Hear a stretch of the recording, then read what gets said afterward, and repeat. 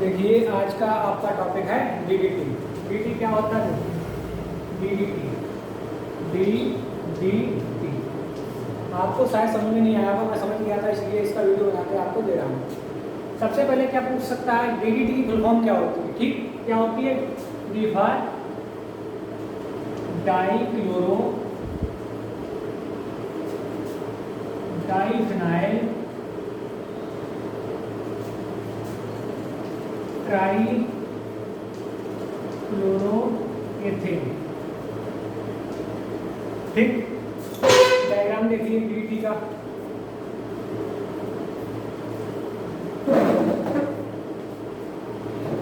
ये क्या हो गया हमारा बेंजीन, इस पे एक सीएल लगा दिया, क्या हो गया? क्लोरोबेंजीन।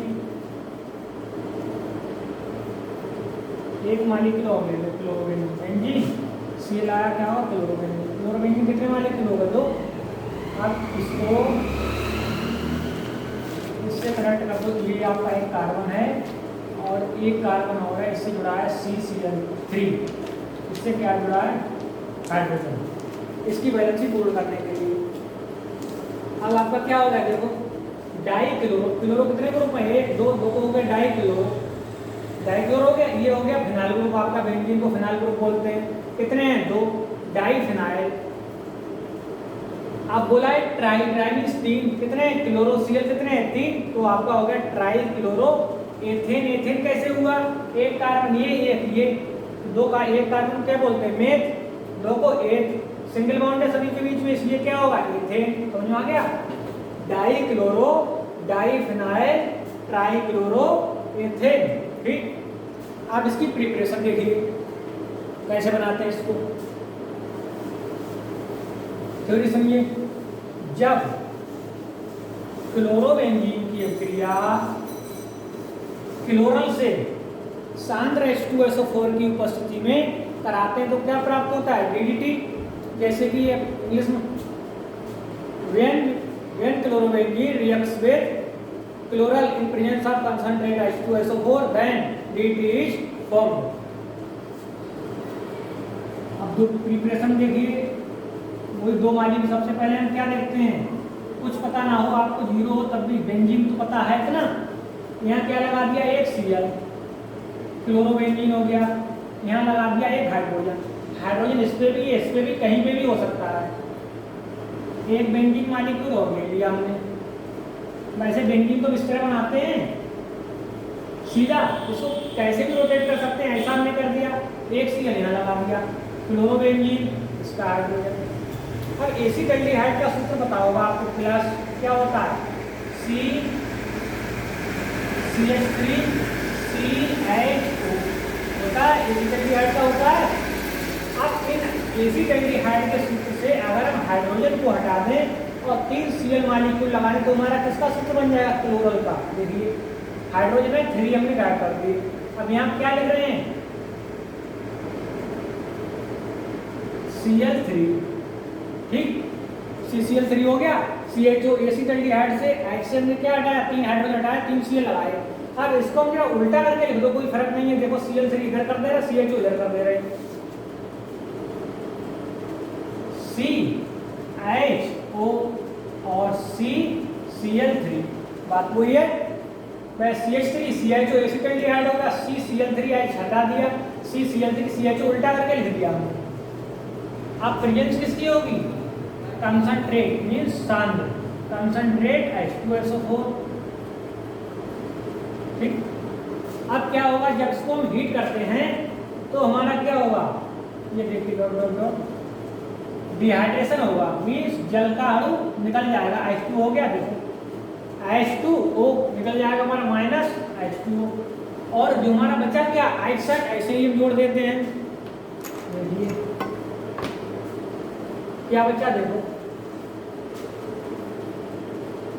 बेंजीन, क्लोरोबेंजीन ऐसे ही जोड़ दिया, सीएल, दूसरा मालिक्यूल भी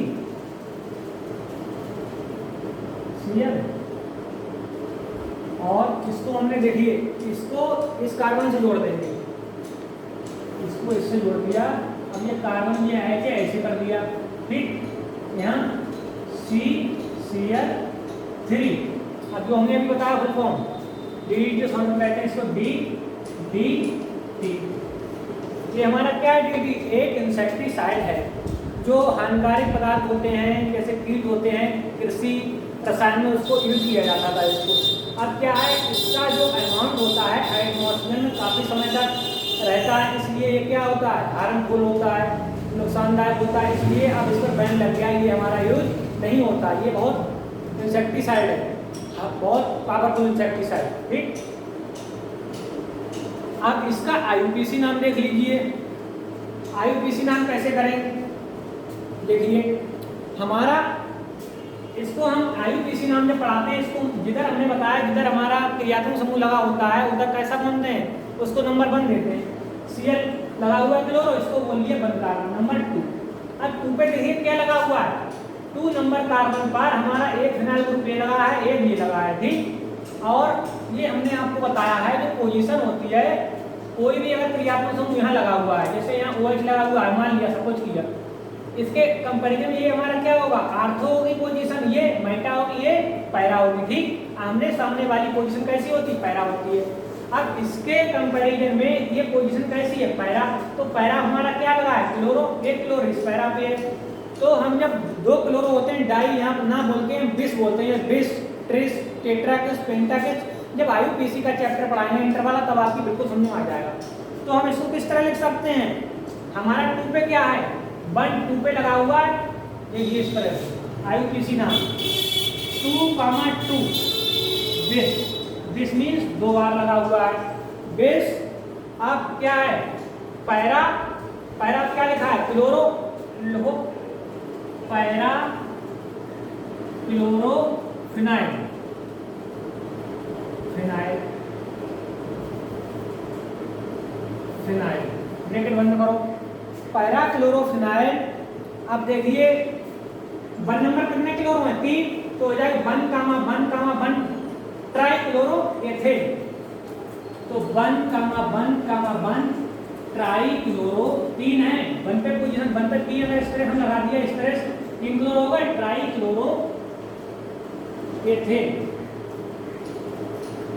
ब्रैकेट बंद कर दो, ठीक। ये आपका हो गया IUPAC नाम, समझ गए।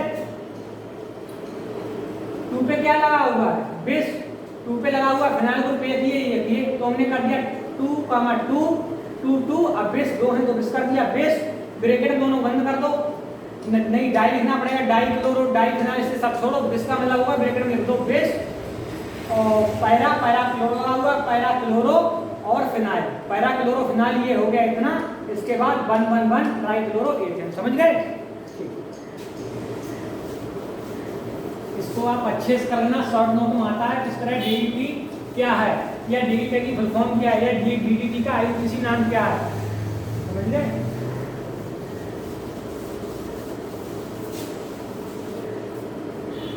अब इसके क्या प्रिपरेशन आपकी हो गई। अब इसका उपयोग देखिए कहाँ कहाँ होता है। गुड़ क्या का एक शक्तिशाली कीटनाशक है।